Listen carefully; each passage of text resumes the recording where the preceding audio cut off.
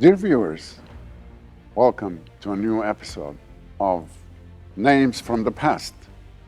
Today we're going to talk about Ibn Battuta, the explorer. Whenever the name of a famous Arab explorer is mentioned, Ibn Battuta comes to mind at first glance, as he is one of the most famous Arab explorers who spent a lot of time moving from one country to another for 29 years. Throughout this time span, he provided a clear description of the countries he visited in his book, The Journey of Ibn Battuta. Ibn Battuta was a famous traveler from Arab world.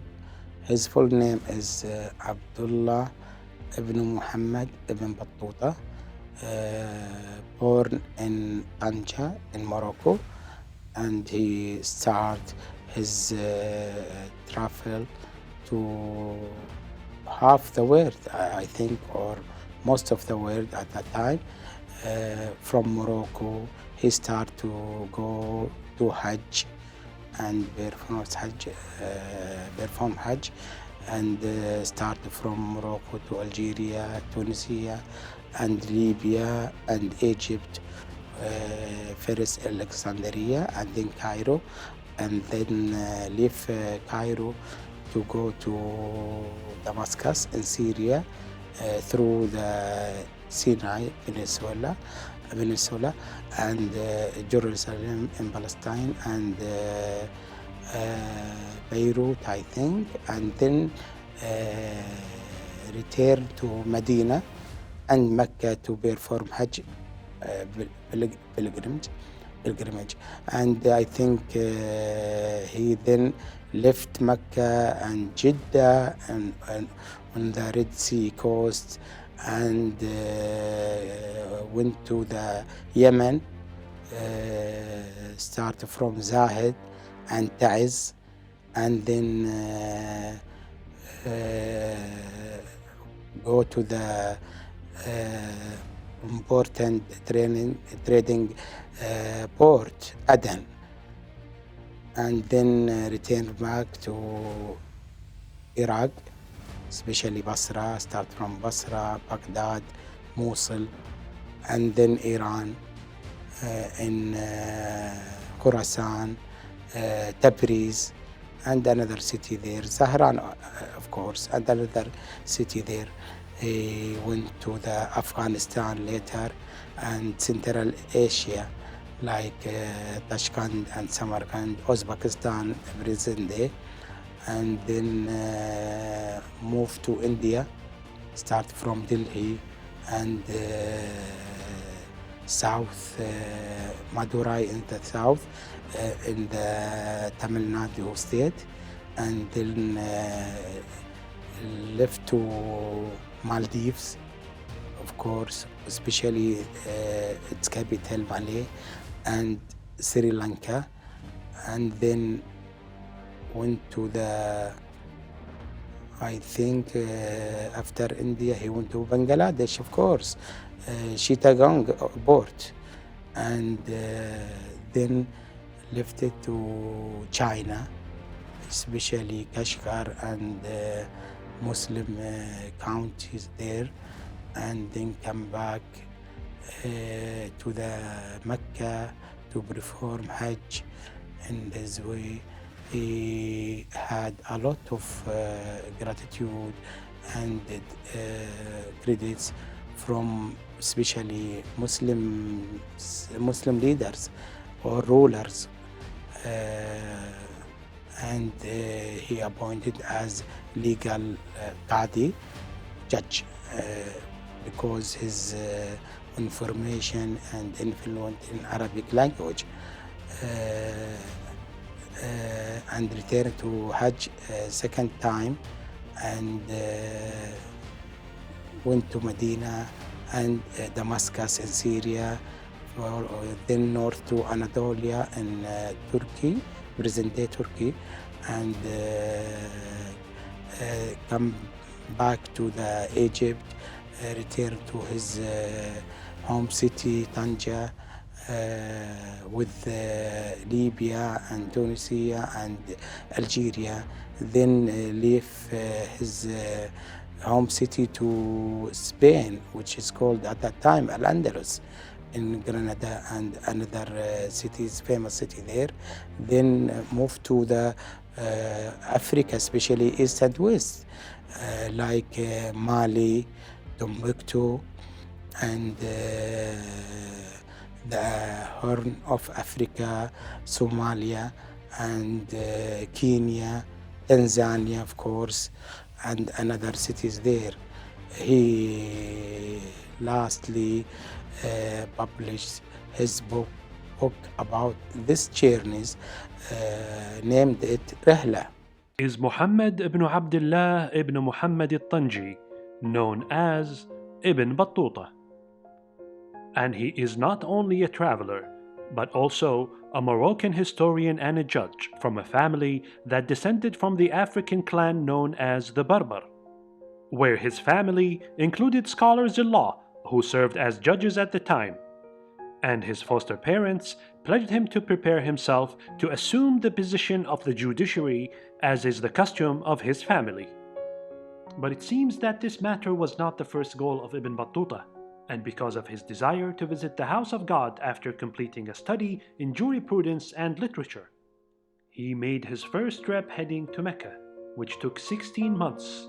He has not seen Morocco for 24 years. Ibn Battuta's age at the time was 21 years old. He passed through many countries, including Algeria, Libya, and Tunisia, in which he intensively spent more than 2 months. Ibn Battuta joined the convoy for his safety.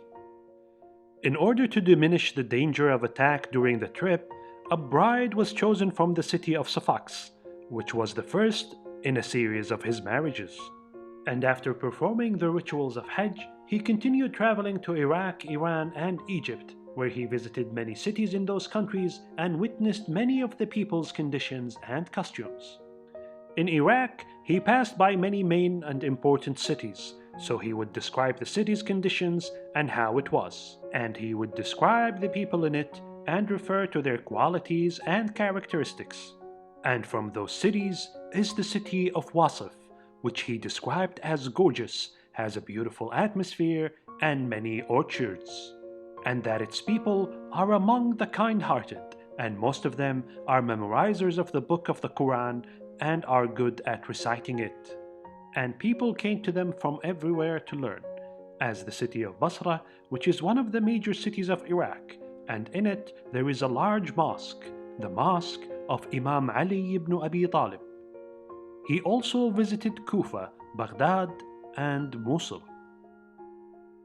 In Persia, he visited the city of Shiraz, which is a beautiful and spacious city and is distinguished by having many orchards and flowing rivers.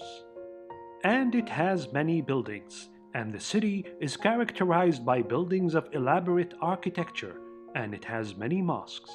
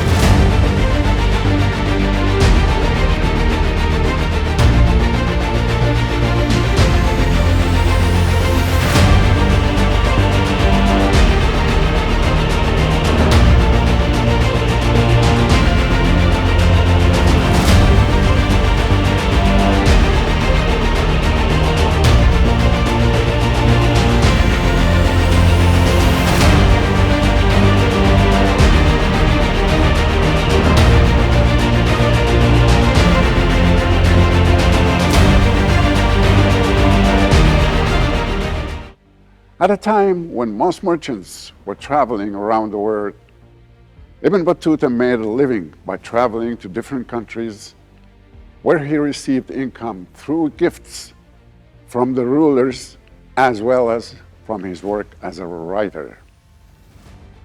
From Mecca, Ibn Battuta moved to Yemen, where he visited Zubayd, then Al-Haraba, the plateau, and then the city of Taiz and the city of Sana'a, which he described as a large, well-architectured, characterized by an abundance of trees, fruit, the crops, as well as moderate climate in summer and winter.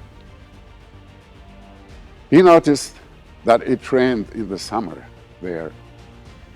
He also admired the Sana'a mosque and saw it as one of the best mosques he had ever seen. His last stop in Yemen was Aden.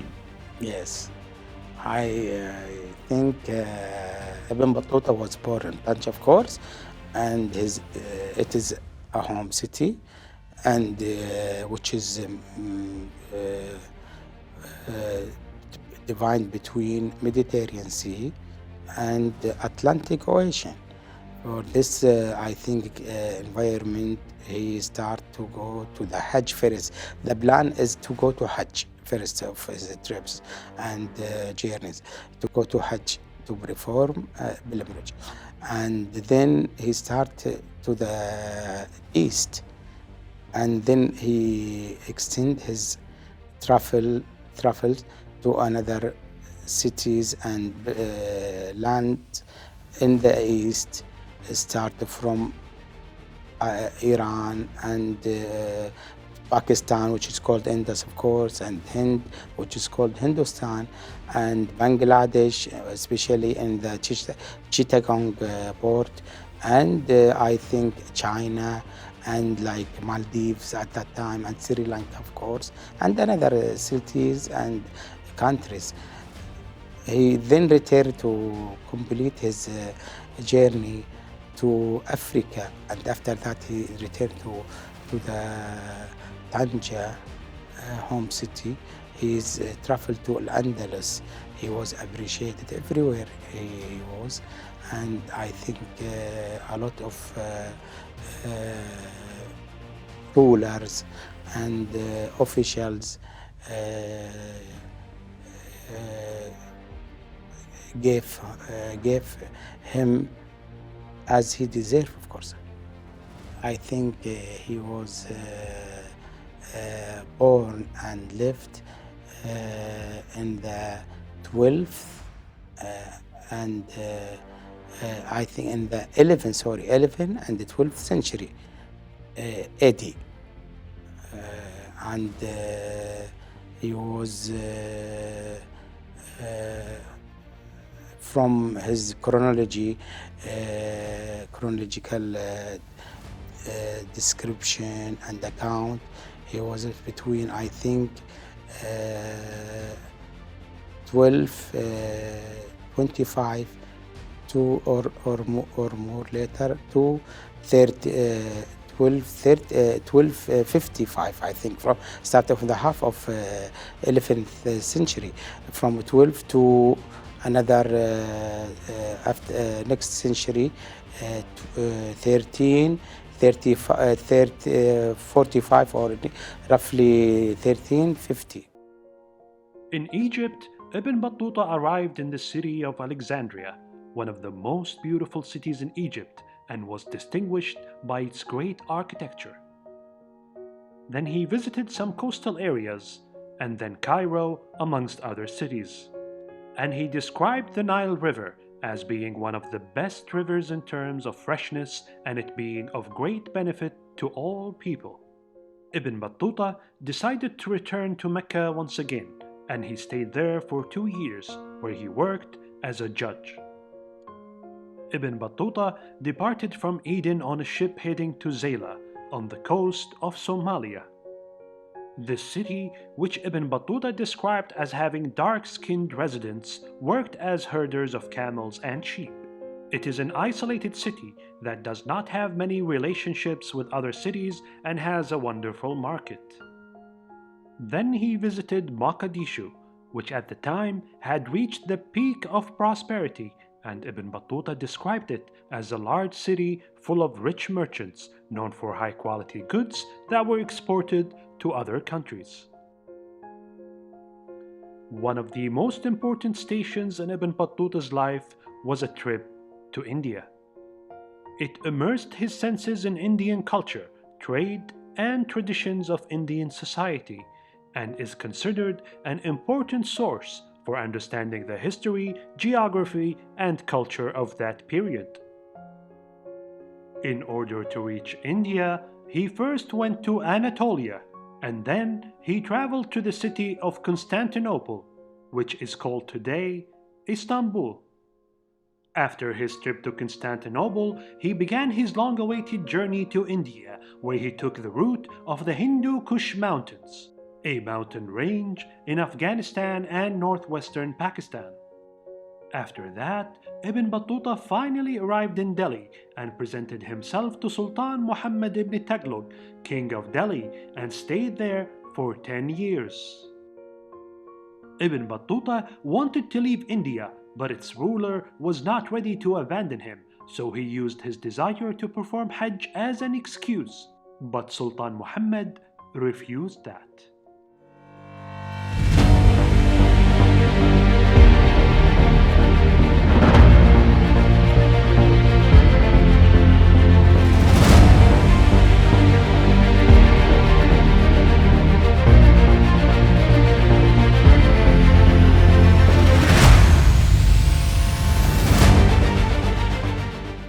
During his long journey that lasted 3 decades, Ibn Battuta's mission was not limited to traveling and exploration.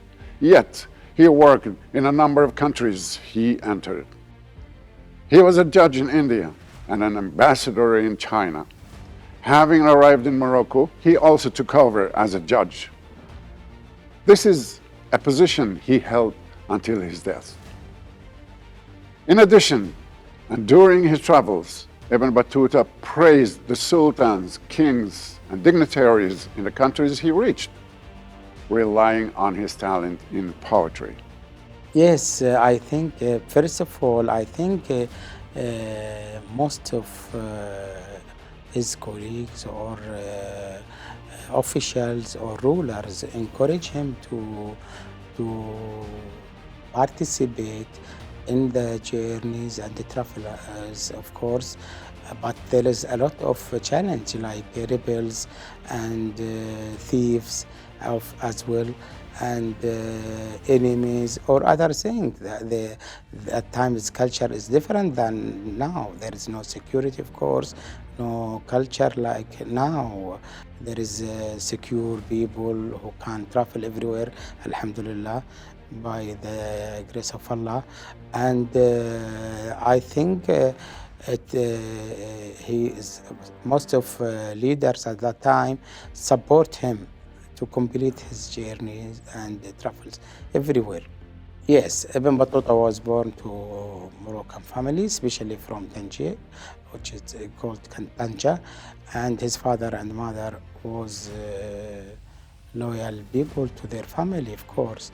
He decided to start his journey in his youth, under 25 years, I think, and he left his father and mother and his whole family to see the world at that time.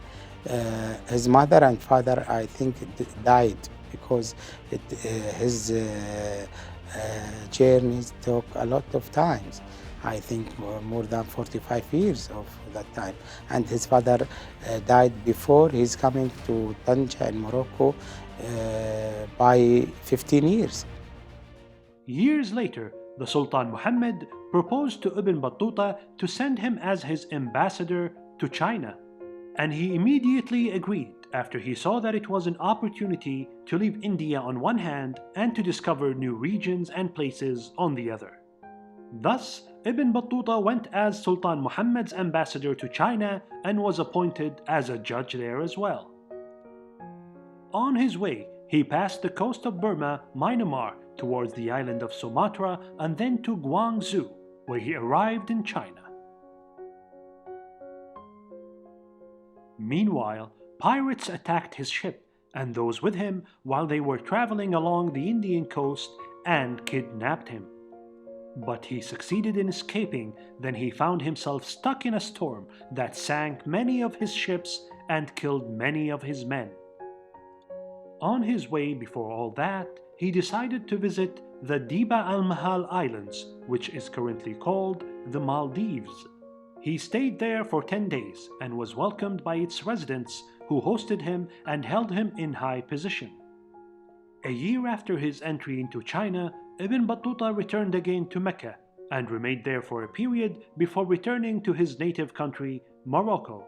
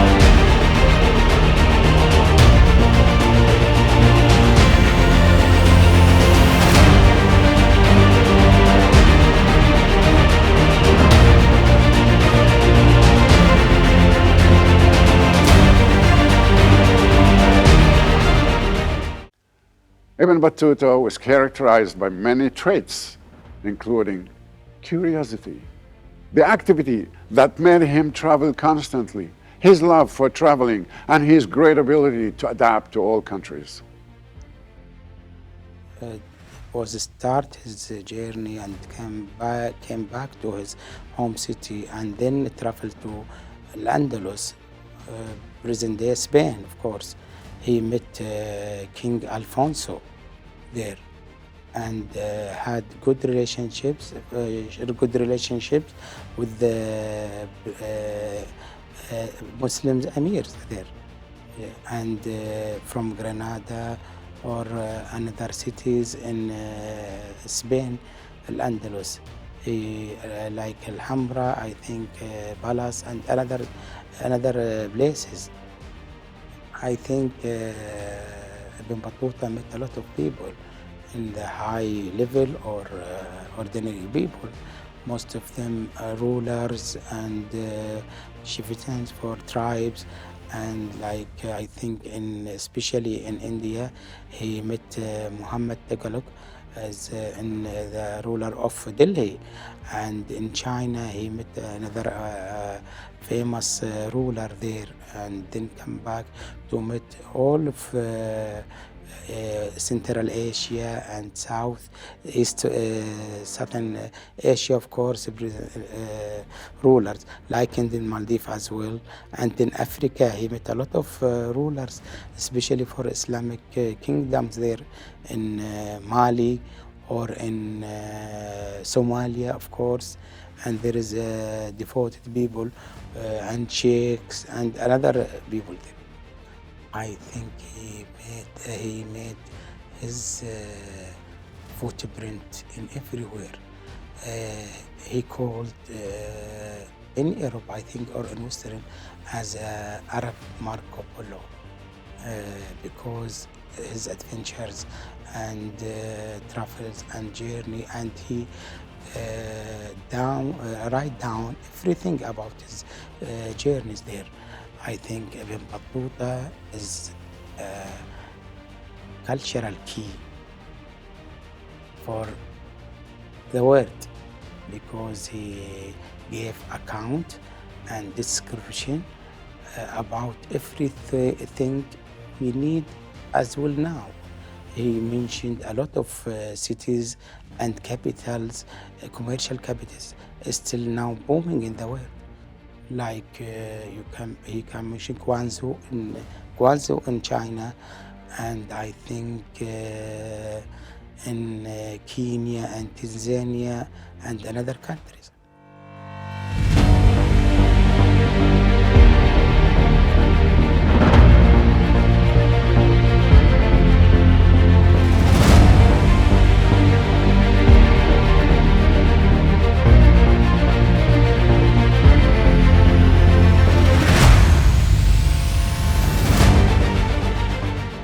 Ibn Battuta wrote a book that narrates the details of his travels around the world and called it an eye-catching masterpiece about the oddities of rain and the wonders of travel.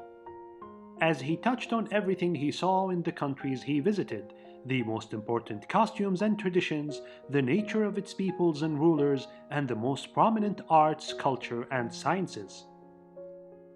He began writing the book on the orders of Sultan Abu Adnan al-Maryani, as it was written by the Andalusian jurist Ibn Jazi al-Kalbi. It took 2 years to write this book, as Ibn Battuta recounts the events and the jurist records them accurately. Ibn Battuta's book was translated into many languages, such as English, French, and Portuguese, and some of its chapters were translated into German. Yes, his book is Rihla, published in the 12th century, and he wrote down everything he faced in his journeys, and there is a lot of rich information and highly account and description of what he sees in his journeys. He mentioned a lot about a lot of civilization and cultures, literature and geography. He is also a geographer, of course, not just a traveler. He's a geographer, and he has mentioned a lot of things about everything we need still now. And also the best thing of him, he is chronological mentioned it from start from time to next time, and he mentioned everything about culture, about cuisine, food, about the life, about the markets and ordinary life in the many places and different places, continents like Africa or Asia or Europe as well, and mentioned everything. For that, his book is worth deserve, and you can find it now in Congress library and other famous library in the world. He was characterized by strong memory and did not forget anything he saw in all his travels. He could combine his adventures and spirituality. He always returned to perform the Hajj duties and rituals. That's the pilgrimage. He was very precise in his description of the places he visited.